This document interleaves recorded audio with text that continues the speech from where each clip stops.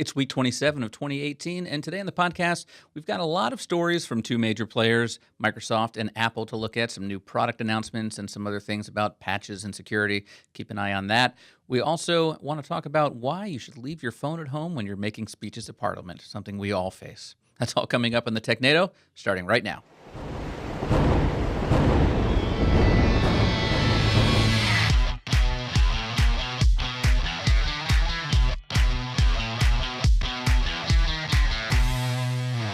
Hello, everyone, and welcome to Technado. I am your host, Peter Van Rysdam, and the fact that I'm sitting here means that I didn't lose my job last week, so Daniel couldn't have been that good. But Don is here as well, and you still have your job, so that's good. Don, how you doing? We will persevere another week with you, Peter. Yeah, I'm sorry I was out last week, and apparently you were really upset about it too. I missed a good interview, but we've got some great news to get to this week as well. So let's just jump right in. Our first one here is Comcast and Xfinity are facing a nationwide outage. This was last week, so I hope they've since remedied this issue so everyone could watch all their stories. This was a big deal for a couple of reasons, right? So when a major ISP, which in the United States Comcast is a major ISP, when they have an outage, a nationwide outage, that's a big deal. So that was thing number one on this article. Thing number two was that guess what kind of announcement they made to let their customers know there was an outage? Oh, please. They put it on Twitter whatsoever. No. Oh, I was going to say if you put it out online, who's going to be able to see it anyway? Like emailing people that the mail server is down. Yeah. So anyhow, they went into radio silence mode, basically. Like, let's just not acknowledge the outage, and people won't care. So they did basically have a big thing. They really just didn't acknowledge it for a while. It took an hour or two before they finally started acknowledging it and responding to customers, people that were calling in and saying, yeah, there's an outage. At the end of the day, this all linked back to one of their backbone connections. One of their connections to the internet backbone had a fiber cut. And fiber cuts are far more common than you think, right? That a lot of the fiber optic cable in the U.S. is either run underground or run along telephone poles. And it just takes a simple a car accident to knock a phone pole down. I never call before I cut. Call before you dig. Never. Yeah. Is call before you dig? Is that a Florida thing or is that all over? I think it's all over, but I think it's different numbers in each place. It was like 511 or something like that. Yeah, 511's traffic. I'm not sure, but yeah. So here for us, if you're going to dig in the ground, there's this free number you call, which obviously we don't seem to remember, but you call this number and they say it's call before you dig, and they'll tell you what cable is under the ground there, and they'll even come out and spray paint on the ground where those cables are so you can avoid them. Well, that doesn't always happen. Sometimes the maps aren't accurate. Sometimes they're using old fiber that's not mapped very well, and you get a break. So the interesting thing I thought here was a couple of parts, but one is the fact that they didn't have some kind of redundant system around this. Yeah. Like one of the largest ISPs in the U.S. could be brought down by a single fiber cut. And the second thing is that Comcast is currently going through effectively like a hidden price increase where they're charging people more and yet showing the world here how they just don't have the greatest service. They've already set records for being like the worst customer service for any company several years in a row.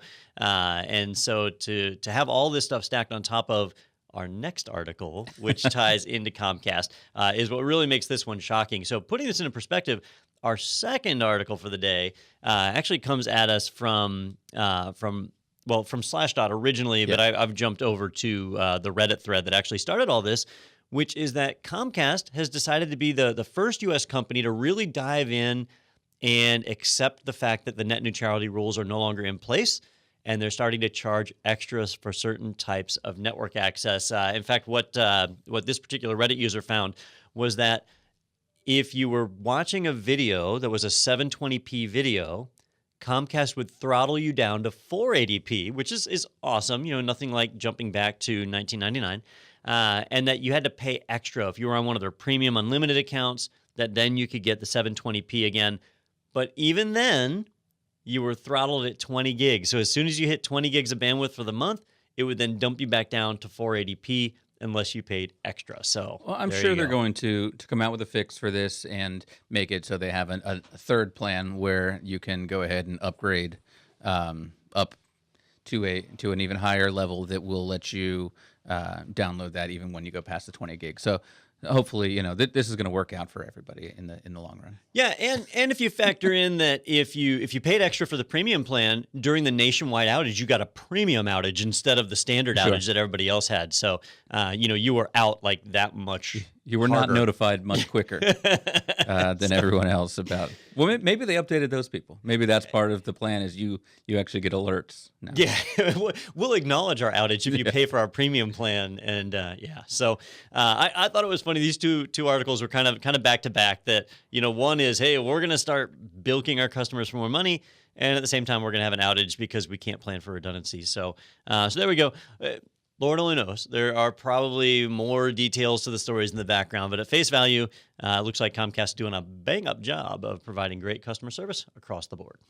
I would have loved to be a fly on the wall in their customer service department during that whole debacle. I'm sure it was no different. I like how you assume they have a customer service department. Yeah, he has one guy. His name's Hank. He works in the back. All right, well, let's move on now to hopefully some better news. Now, this one on The Verge, macOS Mojave, which we've been talking a lot about in the past few weeks, is now available in public beta. I think this is like the 5th beta they've seeded to developers, but now this is one that anyone can go and get.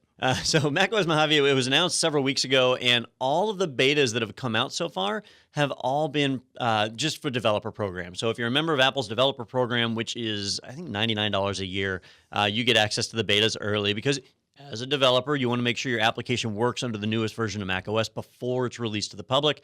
Well, here's the first version coming out that anybody can be a part of without having a developer account. So it's the public beta. If you want to jump in and try that out, I know a lot of people are excited about dark mode for whatever reason, that if you want to try it out, you certainly can. But a word of caution, and same thing here, like The Verge, who, they do a pretty good job reporting on this stuff. They even say, like, be ready for bugs. Like, that's going to happen. Just look at macOS High Sierra, the smoothest rollout of a macOS in history, where tons of applications were broken when it came out. And with each fix that they released, as they started iterating through them, they would fix some apps while breaking others. It's been a nonstop cycle. In my opinion, High Sierra is really only now becoming even close to reliable for most people to use it. Peter, did you ever upgrade to High Sierra? I have not. At this point, with the Mojave announcement, I said, I'm just waiting at this point because from what I understand from other people in the office who have done it here, all of a sudden the docks that we have don't work for your external monitor, all those kinds of things that I rely on. So just not even going to do it. Let's just skip right past. And it doesn't have dark mode. What am I supposed to do? Come on. Yeah. You can't use these light-themed icons. That's crazy talk. Yeah. You mentioned the docks. We use these little docks here that are DisplayLink monitors, right? And DisplayLink is found in a ton of things. If you have external USB monitors, if you have any kind of, we used to call them port replicators, but like a hub? Well, because your MacBook only comes with USB-C ports, the odds are you have some kind of extension that pops on it. I have a little hyperdrive here that then blows out into an HDMI port and other things. That a lot of those were broken in High Sierra, and that's frustrating that would happen, especially when it's hardware that you've purchased. So with Mojave, we don't know if it's going to be like that yet, but definitely don't jump on the train with your production machine. But if you want to try it out, the public beta is opened up. Jump out there. You can see what's new and coming. Yeah, definitely. I would only do that if you have a second Mac sitting around that you just want to play with. I remember back at my old company, we were part of the Microsoft Partner Program, and I put the I think the Windows 8 beta when that first came out on my machine, and I immediately regretted it. Not only was that a big switch in that operating system, but you just don't want to put a beta on what you're using every day. Yeah, the Metro UI took a lot for people to get used to, and then eventually they moved away from it. So it shows that stuff is tough. And I'll also say that with Mojave, there's not really any killer feature in it that people have to have. It's just mostly superficial stuff. So not exactly the most exciting Mac OS to come out in recent times. Well, hopefully it is stable, and that will be exciting to a lot of people. Sticking with Apple here, let's go over to appleinsider.com, where we have an article about Apple part numbers for 2018 MacBook and iPad models turning up in Eurasia. So, Turkey was notified that? Yeah, so it is getting increasingly difficult for companies to keep a secret, right? Here in the U.S., we've always had the patent office where people watch for any patent filing, and that's how you can see when a company is about to release something new. So companies like Apple and Microsoft, Sony, they have fake companies, like dummy companies that they use to file their trademarks and their patents. That way, nobody knows that it's Microsoft or nobody knows that it's Apple filing for something new, so they can release a surprise product. Well, Apple is probably one of the most aggressive companies with that, hiding things so it's a secret. We all know that there's going to be an Apple event coming up this fall. Usually it's in like August or September, and then it's announcing devices that all become available between September and October. So that's a standard flow for them. And they always announce a new iPhone because that makes them a ton of money.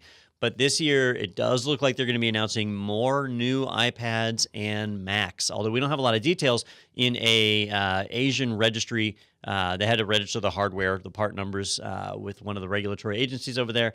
And it looks like there are going to be 5 new iPad models and 5 new Macs. Now, we don't have a lot of details there as far as are they iMacs or MacBooks or Mac Pros, right? We don't necessarily know. There's 5 different models. Let's say it's a MacBook, right? Well, there's the 13-inch and the 15-inch. There's ones with touch bar and without touch bar. So right there, that could be 4 different Macs, and it eats up those numbers pretty quick. So this could just be a simple processor refresh as opposed to a launch of a whole new line. Most of the analysts out there are theorizing that we're just going to see a processor refresh, maybe like the new Coffee Lake processors, which is not something that's going to motivate you to upgrade, or at least not motivate me to upgrade. So we'll probably have something like that. The 5 iPads, though, that's on the other hand, that's a lot of iPads. Yeah. Especially when they only have a couple of sizes right now. So I'm curious to see what's going to happen there on the iPad front. The tablet market in general has really been slouching. And for you, Peter, do you have a tablet? I do. I just have an iPad mini. And do you use it regularly, or? I use it when I travel, watch movies, read, apps and stuff. And that's what I find with most people is either they don't have a tablet or they do and they use it infrequently, right? And that is why a lot of people don't feel driven to upgrade. Why would I upgrade my tablet if I only use it every so often? So that's a tough market. For them to do 5 new iPads, I'm curious to see what that turns out to be. Yeah, and I love the speculation in an article like this where you've got people looking at these model numbers and saying, well, that 1 and 3 could mean it's a 13-inch, or this number means that. It reminds me of people. There's people that can look at a VIN number of a car and tell you, oh, this was made in this factory because of this, and this was the 7th off the production line, and this one has AC because it has these numbers. So there are people that obviously have done some research on these Apple model numbers and can tell you with some degree of accuracy what some of these things mean. So we'll get to see come later this summer how accurate those predictions are. Yep, always fun to see that. And everybody likes new hardware. I heard we're getting new colors in the iPhones too, like orange and blue and stuff like that. You don't even think about that. That when we talk about 5 new iPads, it could just be one iPad with 5 different colors. That's true. I wonder if those would have different model numbers if it was just a blue one versus a red one, but I'm sure someone out there knows and has done that research. All right, we're sticking with Apple here, and this is a kind of funny story here. Oh, and by the way, in this next Apple article, I've got. Oh wait, I'm jumping. Am I jumping one ahead? I'm on a different article than you here, Don. You're on Security Week. I'm on the Apple Maps one. What are we doing Apple here? Maps? Let's see. Apple Maps. Here we go. I've got Apple Maps. Okay. On the right-hand side there, if you scroll down a little bit, there's the multiple colors of the iPhone. I'm just saying, not that maybe that's where I read it. Anyway, Apple is rebuilding Maps with its own data. So Apple Maps, for those of you that like to get lost or very confused when you look at things on your phone, it's getting redone. That's great. Man, I get so frustrated with Apple Maps, and I wanted this to be our WTF article of the week because I mean, really, like, why? First off, I don't understand why Apple felt like they needed to make a Maps product, and then they made a substandard one, right? And so now they're coming out and saying, look, we feel you. It's substandard. It's not very good. So we're going to rebuild it from the ground up. And so they've launched a fleet of Apple Maps cars that are driving around the U.S. now. They're trying to build first-party mapping data so that they can assemble this and have the best mapping software that's out there. Well, the reality is, I mean, we already have Google Maps and Waze that are really effective, that are owned by Google. And the only reason that's a competitor to Apple is because Apple chose to do a Maps program. I don't understand why they're really sticking with it and not just saying, you know what, let's kill that off. It's okay to use somebody else's map software. Yeah. I have Apple CarPlay in my car. And when I hook the iPhone up and I turn on CarPlay, Apple will not let you choose any other mapping software than theirs. Well, I heard the Waze is coming in this latest update that we've got, but I don't think it's out yet because I've got CarPlay on mine as well, and I was really excited about that. So immediately after that last Apple announcement, I went and I made sure I downloaded the newest version of Waze just in case, and it's not doing it yet. So yeah, I don't have it on mine either. I'm not sure when that comes or if there's a new, I guess, iOS update that has to go first, but I'm looking forward to that because I agree. I want to see that on the screen and I want to hear it through the system, but right now I've got to rely on just Apple Maps for that. So in my opinion, Apple Maps is kind of, Maps is turning into Apple's like Windows Phone for Microsoft, where Microsoft just won't give up. They just keep doing Windows Phone. Even when they kill Windows Phone off, then a year later, it's like, hey, Windows Phone. It just keeps coming back. Yeah. That's how Apple Maps is. They're just going to keep reinventing it. And this is just run number 2, I guess. So we'll give them a little more time. Well, if you scroll down, they've got a side-by-side comparison as well of current versus new. And look, I mean, it's got more green. Oh, my goodness. So, obviously it's getting better. So really the only difference between those two maps is that one shows the park space, which you can't drive through anyway. So what does that matter, right? This is... Oh, that sounds like a challenge. Yeah. Oh, there's a little more of the river up on the top there. Well, good to know. Which, again, you can't drive through. Yeah, the river, so. Which is maybe helpful. Maybe people were driving into the rivers. And all right. So if you're an off-roader, then let me tell you, you will love the new Apple Maps. Have I got the software for you? Definitely check that one out. Yeah, interesting.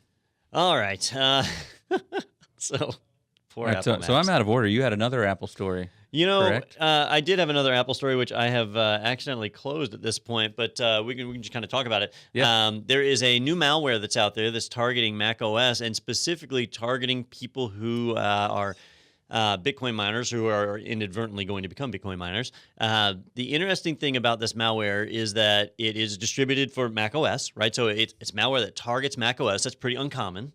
And then the other thing is how it's being transmitted. It's being transmitted through Slack and Discord, through chat systems that are out there. So if you're running Slack or Discord on your Mac, that through jumping into various communications with strangers usually, they can send you a link, you click on it, and it can install this malware on your system.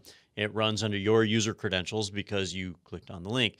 So that's something we need to watch out for. And I always like to mention these not to create fear and uncertainty or whatever, strike up panic in the public, but to remind people that the old saying of, I don't have to worry about viruses because I run a Mac, that's not a realistic thing. It doesn't make you safe. So, definitely be aware that there are various malware pieces that are out there, and Apple does a good job of fixing them and pushing the updates out as quickly as possible, but it is a real problem that you can actually bump into. And what's really insidious is that Mac OS is so secure that a lot of the malware that's released out there doesn't actually have to get root privileges or administrative access. It just runs as you with your user privileges and then does things like mining Bitcoin or encrypting your own files.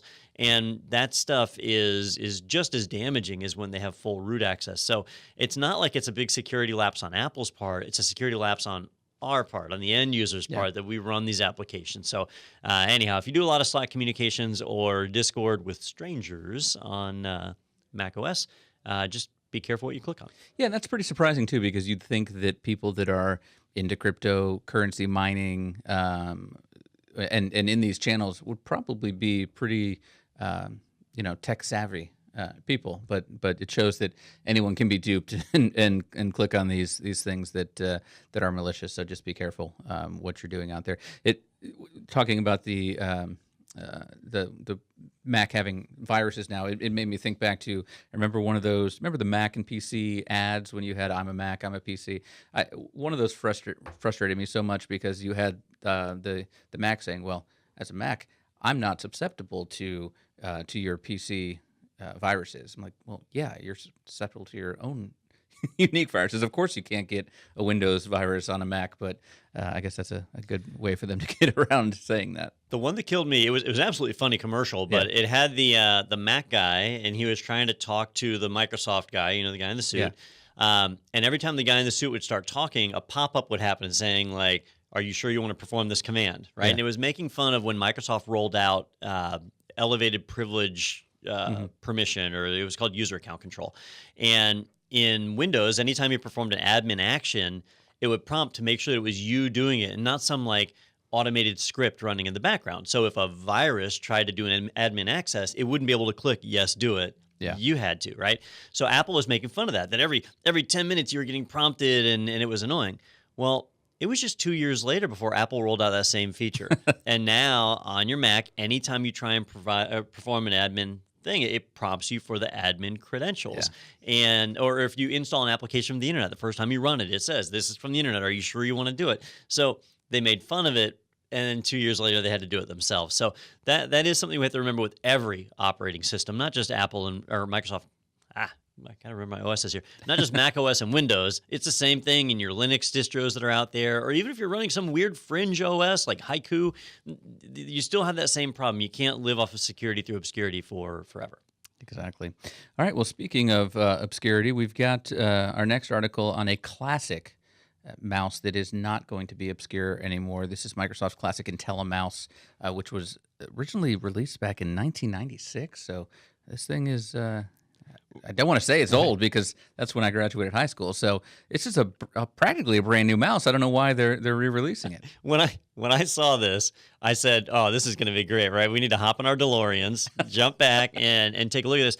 The Microsoft Intellimouse, if you've worked in IT for any length of time, the Intellimouse had almost like a cult following. This was one of the first mice that was really designed to be sculpted to your hand, and it had a really high DPI detection on it so that it could do accurate movement, and it was very, very popular amongst gamers for several years. Well, this was at a time, too, where most mouse still had a trackball in it. Absolutely. Yep. So the Intellimouse is kind of seated in the hearts of a lot of people as being one of their favorite mice. Not mine. I'm a trackball guy myself, but a lot of people did love it. The brand kind of went away and just disappeared. I feel like it was about a decade ago, wasn't it? Like I haven't 2003, I think. So more, 15 years ago. So 15 years ago was the last Intellimouse. Well, Microsoft is not relaunching the exact same mouse. What they're doing is reigniting the brand, and so they're bringing the Intellimouse brand back and creating a modern take on its legendary predecessor. And you can kind of see a picture if you're watching the video podcast. If not, this is on hothardware.com. Which almost sounds dirty as far as domains go, but that is a pretty mouse, though. But anyhow, you can see the mouse, and it's a very nice one. What they always specialized in was that it was supposed to be as accurate as possible, so your movements were very quickly registered, and that's why it's a corded mouse instead of a wireless mouse. That's what I was going to ask. You're looking at this beautiful mouse, but I see a cord sticking out of the front of it. So I'm not a hardcore video gamer, but if you're in like esports and you are a really competitive gamer, they want a corded mouse because you don't have to worry about battery power dying. Sure. And you also get near instantaneous response. You're not waiting for Bluetooth or whatever to communicate your commands. Bluetooth actually has a little bit of latency built into it that makes people hate it. And that's why if you buy something like a Steam controller, they don't use a Bluetooth connection. They actually use a proprietary little dongle that you pop in. Or Logitech does the same thing with their unifying receivers. If you get a Logitech keyboard, a Logitech mouse, they use their own instead of using Bluetooth because they can reduce that latency a little bit. So Microsoft's embracing that. I am curious because in the article they say, like, you used to be able to go and buy these at Radio Shack, which doesn't really exist anymore. So what do I do now? So I'm not sure where you buy them. Maybe at Best Buy. It says at the bottom to go to their to the Microsoft directly to the Let's Microsoft Store. go see. I didn't see what the price was either. Oh, $39.99. Yeah, so it's designed to be a standard mouse. They're basically giving it away. So there you go. So if you want to go frag some noobs, That's right. Fire up Quake. Yeah, then this is the mouse for you. But I'll tell you what, I'm one of those people. You haven't lived until you've taken a trackball out of an old school mouse and cleaned that dust off the rollers. That's satisfying. When you're like, look at the pile that I took off of this thing. Yeah. I don't know. We used to take like a pencil eraser, and run the eraser over it. Which now, where do you even find a pencil? Yeah. What are those? Younger 1.0. generation. Oh, kids these days. They'll never understand. All right. Well, let's move on. Sticking with Microsoft, but this one's over at computerworld.com. Microsoft patch alert. Some bugs in Win 10, version 1803, fixed, and others persist. So, fantastic. It sounds like High Sierra. Yeah. So Woody Leonard, one of the authors over at Computer World, has stepped out and made the statement. He is saying, look, Windows 10, or at least the 1803 release, is not ready for prime time.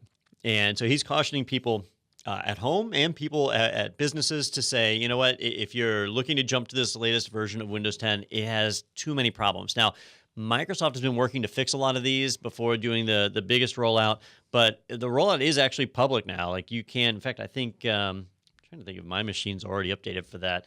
It might be. Who even knows these days if I've taken that update or not?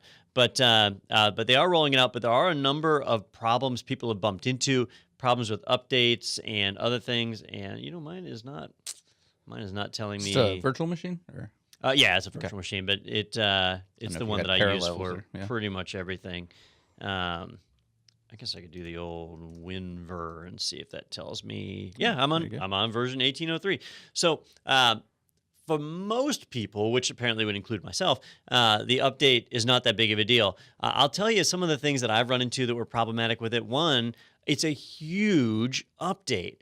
And it's almost the equivalent of upgrading OSs. Like if you wanted to upgrade from Windows 2000 to Windows XP, or if you wanted to go from Windows XP to, God forbid, Windows Vista, those were big upgrades. And in the IT world, we would always tell people, don't do an upgrade. Instead, format your machine, do a clean install. Like most of us knew, do a clean install, you'll get a better experience. Well, with this release of Windows 10, it's like a major upgrade. It's massive. And so when you do the upgrade, it actually, I can show you this on this machine. I didn't intend to do a demo here for the show, but I can actually show you this.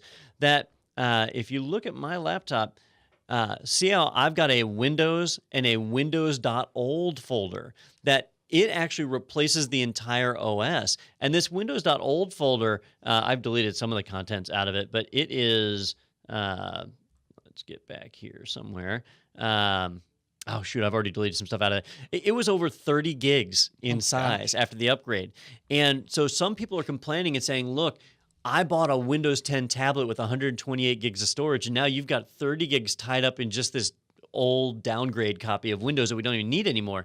And if you try and delete it, the permissions are set all whacked out on it where most people won't be able to delete it. These are the kind of problems that are happening with this latest update. It is a big, big update. So if you are supporting Windows 10 in the enterprise, be ready for that. Make sure you've tested out the new update. Make sure that it doesn't mess with anything and that you don't run into some of the problems that other people are seeing.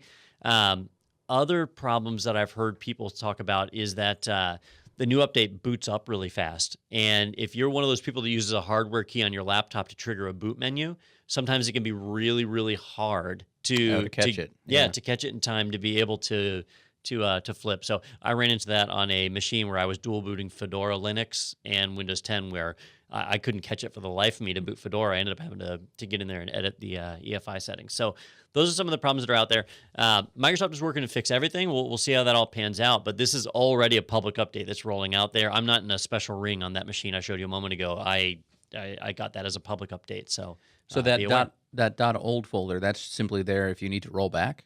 Yeah, if you need to do a downgrade, when there's a completely new OS, it makes a separate folder because it basically has to replace everything.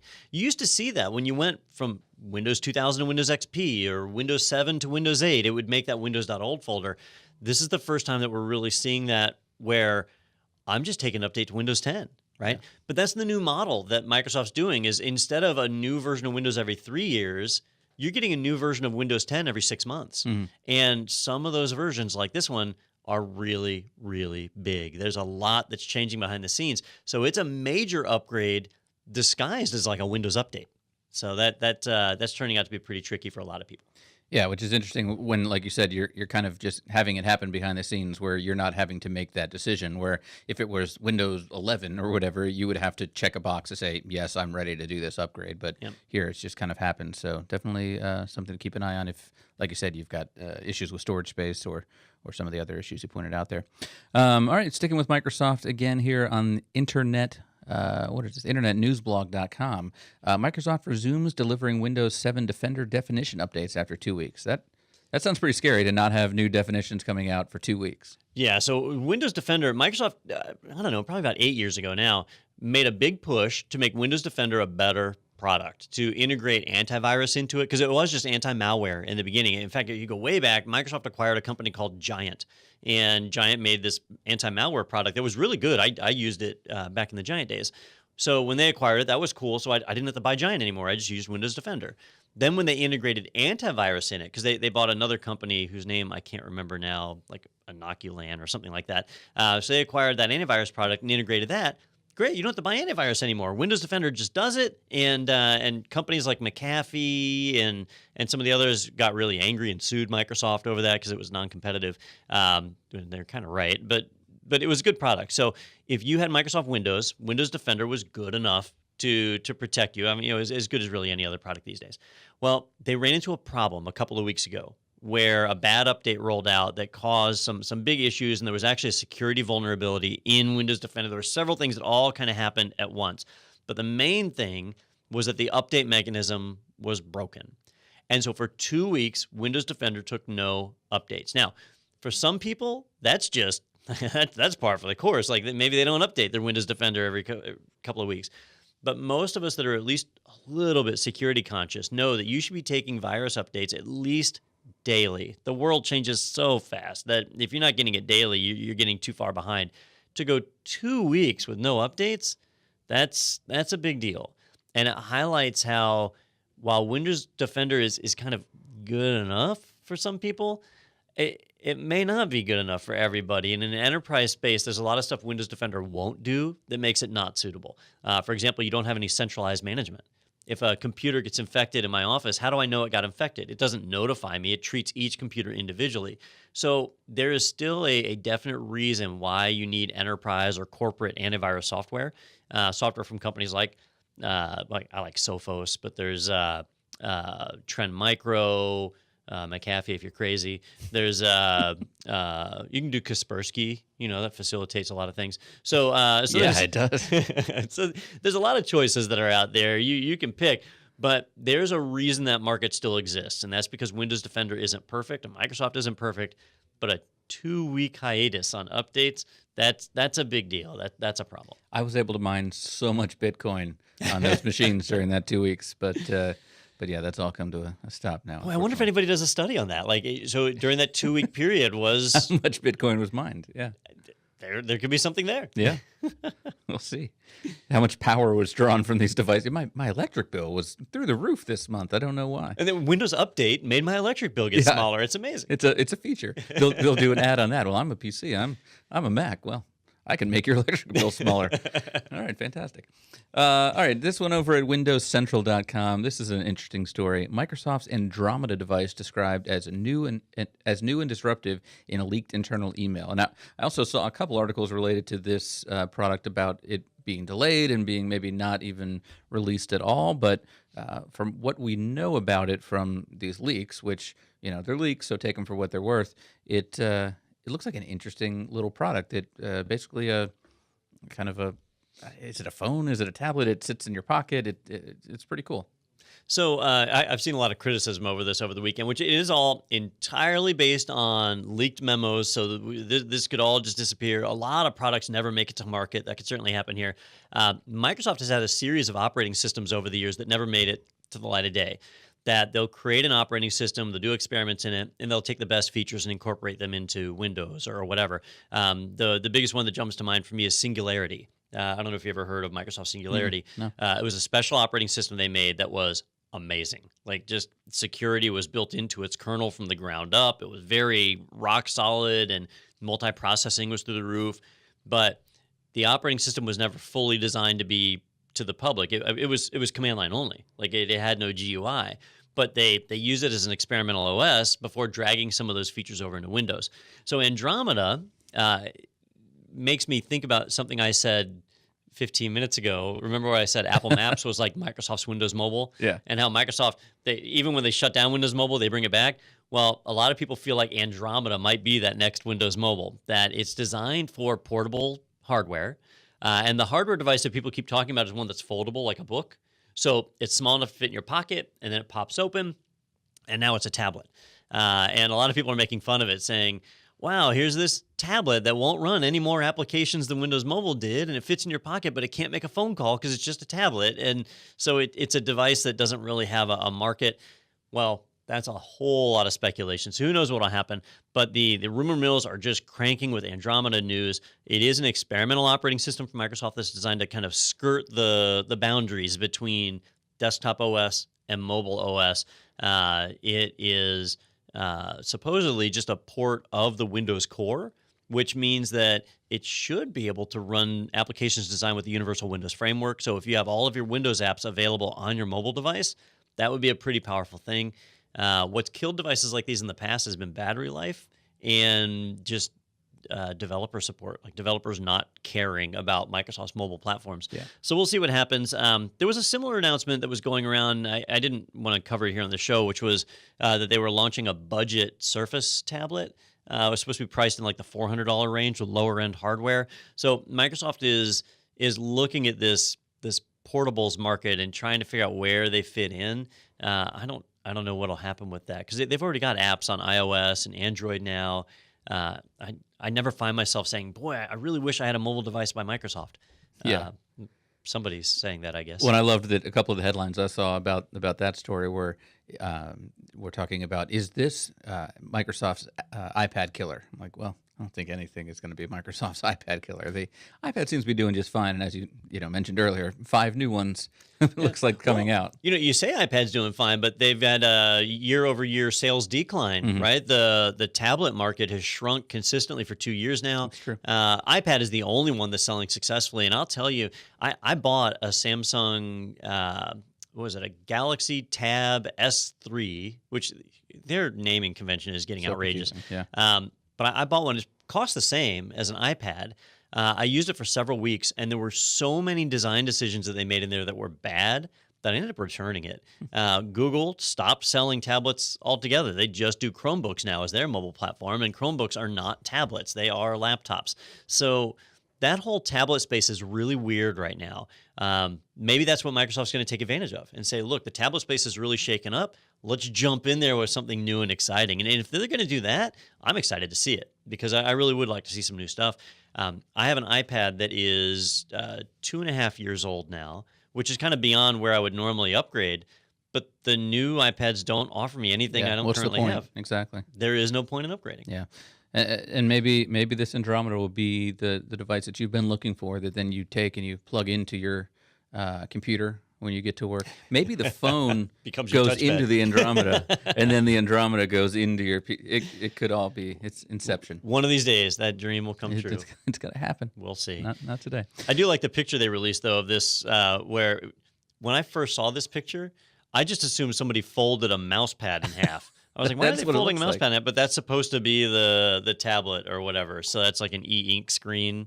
And it folds out. There's no way this will be the product. No. This can't possibly be. It looks like an e-ink touchscreen too. So, yeah, which you don't know. Well, one of the Kindles had a touchscreen that was e-ink, right? I'm not sure. I'm pretty sure. Right. Well, anyhow, I don't have that either because like the iPad, there's really not a point in upgrading on this. All right. Next over to itwire.com. We're done with our Microsoft stories, at least for the moment.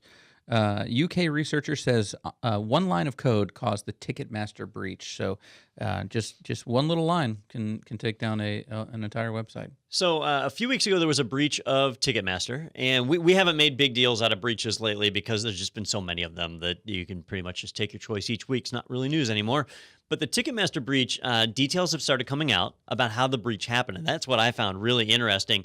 And what they're saying is that attackers were able to get into the Ticketmaster system, compromise credentials, and potentially compromise thousands of users' identity information and even payment details.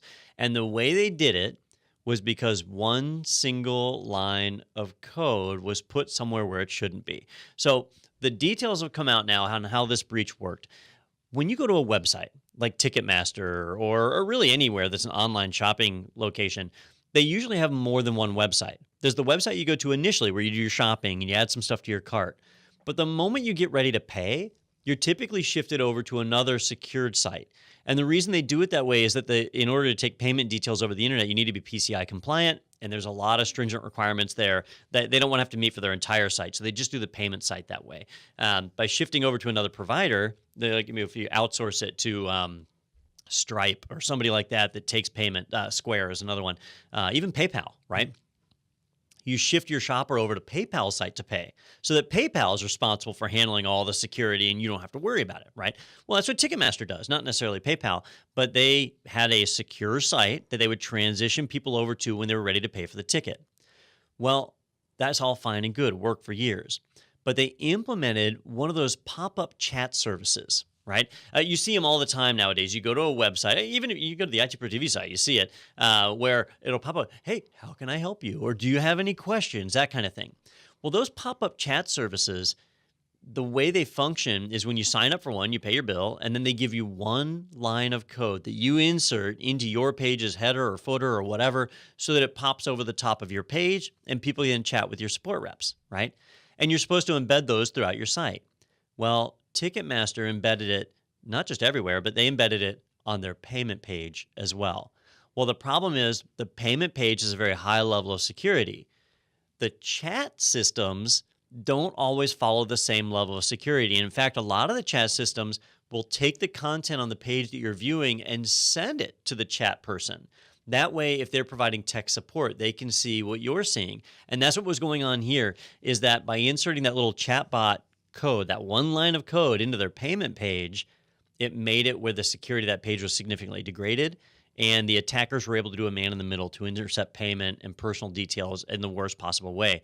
So the short lesson here to learn is don't add stuff to your payment processor pages. Those should be as bare as possible. No pop-up chats and banners and Easter eggs, things like that have no place on your payment page. So that's the mistake that was made. The chat software obviously had some weaknesses in it, but by embedding it in the payment page, that's where the real vulnerability was. So it kind of highlights that. And you do see a lot of companies, actually, the site that I'm on right now. So ITWire, Is asking right? you, yeah. ITWire, at the bottom right corner of the page, I've got this little pop-up. Sorry, we're offline right now, right? But there it is. There's their little chat. They're using On Web Chat is the name of theirs. So that's a third-party provider they've embedded in their page, and it'll be one line of like JavaScript code or whatever that's embedded in here, and that's it. Some people have you'll see like these little share buttons where they pop in on the side. And again, it'll be a third-party service like iShare It or somebody like that. And if they have a weakness, it's embedded in your page now. It's now your weakness as well, and that's what happened to Ticketmaster. Good stuff. So people were delayed from getting their tickets to the Eagles Jimmy Buffett concert For $500 a piece or whatever ridiculous price tickets go for these days. Yeah. And I hate Ticketmaster's site. I feel like there's like 10 captchas you have to go through, and then you've got the little clock ticking in the corner saying you've got 5 minutes to complete this purchase, for we will give your tickets to someone else. Very scary.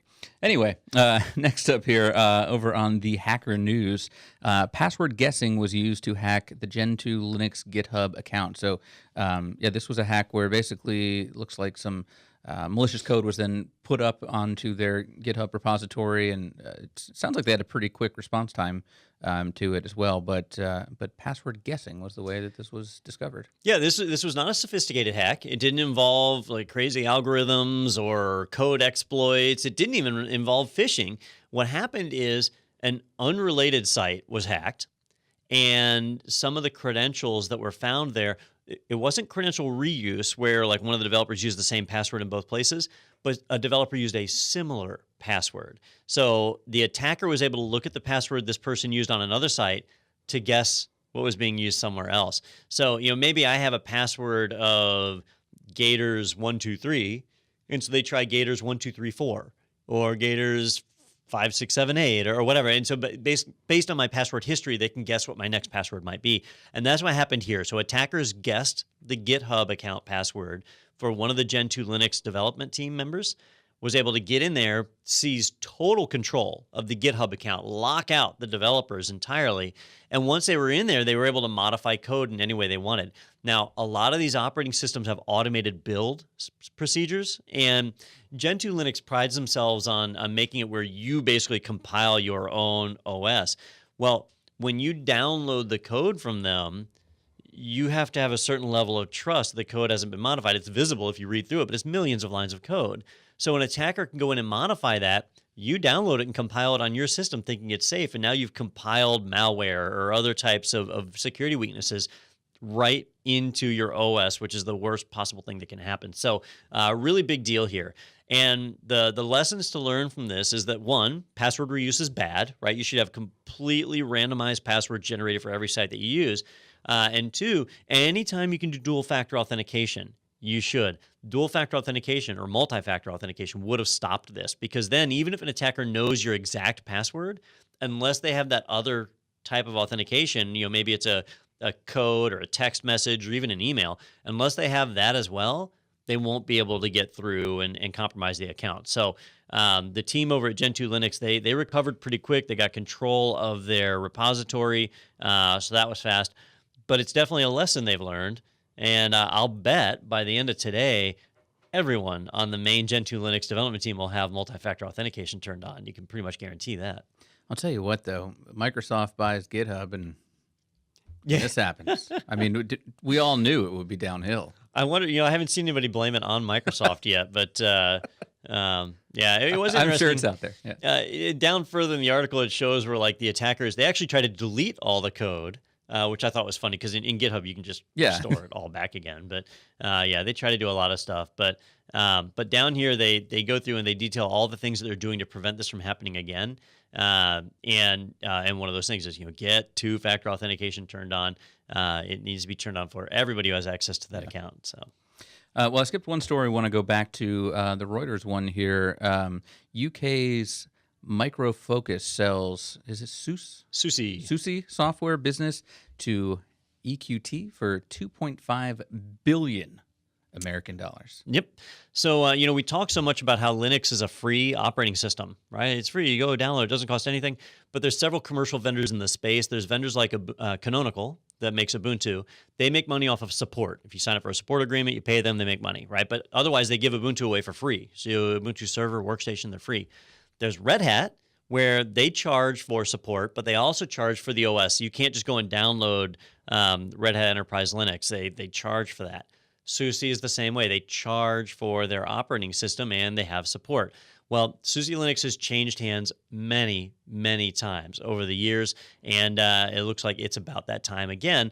And it's during these times that we get to see the value of these open source companies that are working with this free operating system. And SUSE Linux currently valued, apparently, at $2.5 billion for free software, right? Now, they do provide a service. They provide support. It is an enterprise distribution. If you're here in the U.S., SUSE Linux is not very popular at all, so you might not be familiar with it.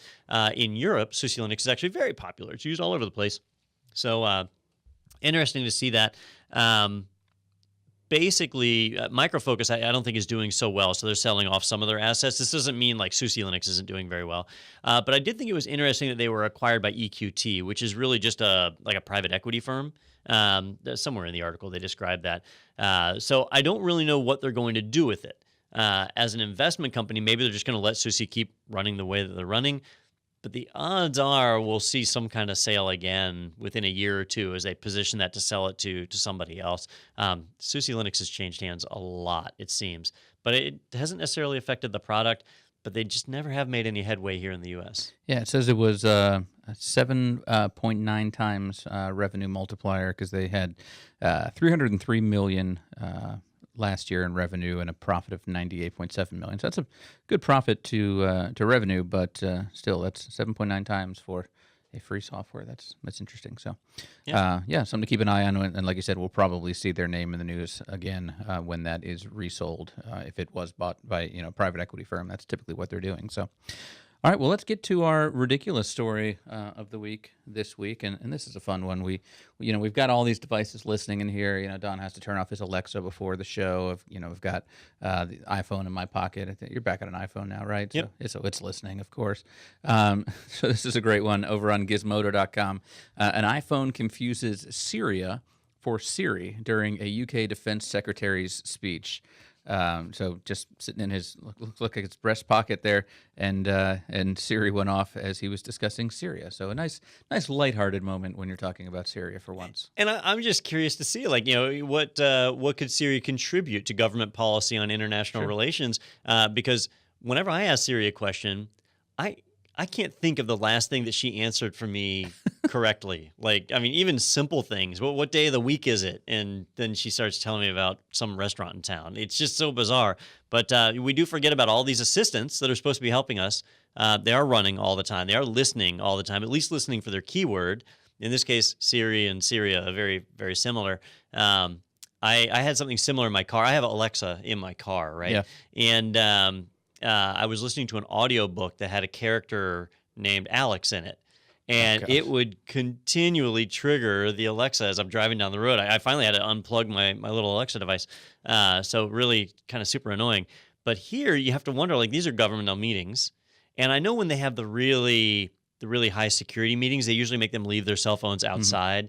Mm-hmm. So this was a meeting on Syria. I guess it wasn't a high security one or one that was significant.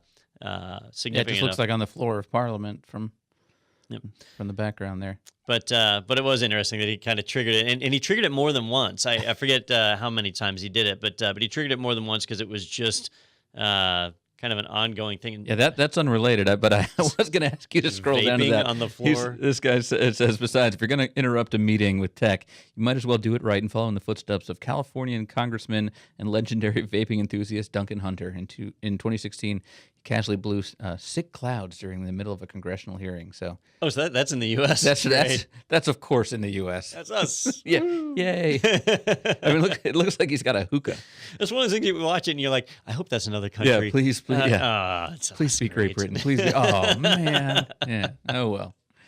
So. Well, that's the internet for you. So fun stuff there, and he was terribly embarrassed by the whole thing because he's up here, he's giving a presentation. I've got the video rolling, and on a very serious topic. He's giving a presentation, and it triggers it. At first, he kind of tries to ignore it, but how Siri gets. Siri just kind of keeps getting involved. So now he's got to take out his phone. He's got to stop it, and it's just it's an embarrassing thing. And then it triggers again here in just a second, which everybody gets a kick out of. But yeah, so that's the glory of Siri assisting us with politics, which is why you should switch to Android. Because it's kind of less common to say "Okay, Google" during a parliamentary discussion. But you don't know who will be invaded next. Google Town. I'm not sure. All right, we'll find out.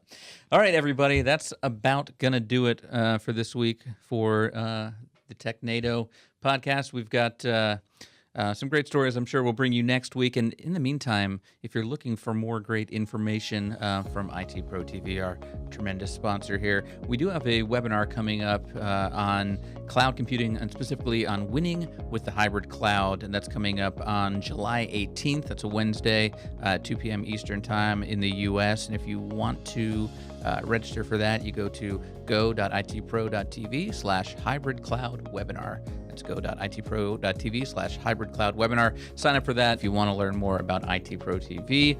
And if you want to go ahead and sign up for a subscription, you can use the coupon code podcast30 and get you 30% off, and that will go for the lifetime of your subscription. So definitely take advantage of that. That is a very good deal. Don, anything else to add before we close here? No, just an extra special thank you to our listeners out there in OK Google Stan and Alexavania and Echoton. Yeah, so, all around the world. Yeah, Cortana Stan. I don't think anyone's doing that. All right, thank you guys for listening. All right, well, we'll see you next week. Hopefully, I'll be allowed back here in the studio again. We shall see. Bye.